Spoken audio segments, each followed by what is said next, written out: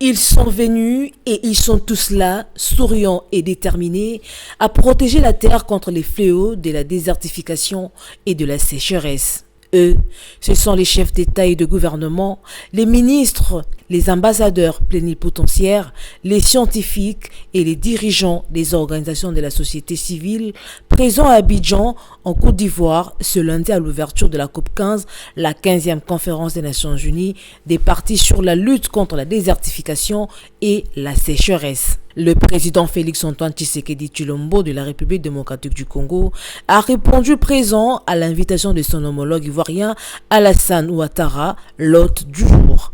Aux côtés d'autres présidents dont Nana Akufo-Addo du Ghana, Mohamed Bazoum du Niger, Mohamed Ould El Ghazouani de la Mauritanie, notre chef d'État a adopté la déclaration d'Abidjan, un engagement politique unanime pour la gestion durable des terres et la restauration de leurs écosystèmes. Je voudrais réitérer mon appel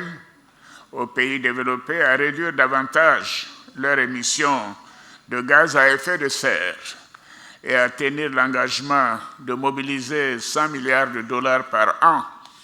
afin d'aider les pays en développement à réussir leur adaptation au changement climatique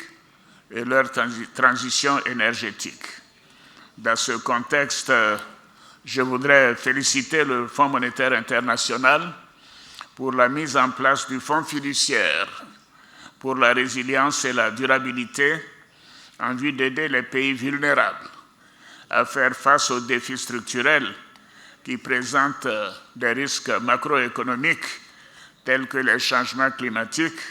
et les pandémies. Tour à tour, les chefs d'État présents à Abidjan ont pris la parole pour réfléchir sur des mesures urgentes à prendre en vue de reboiser les forêts, de développer des bonnes pratiques agricoles, de prévenir l'érosion des sols, de gérer les ressources en eau, d'améliorer la gestion des pâturages, des forêts et du bétail. Mesdames et messieurs,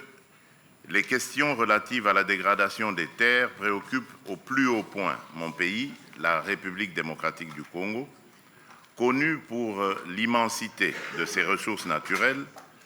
notamment sa méga biodiversité et ses dizaines de millions d'hectares de terres arables qui font de lui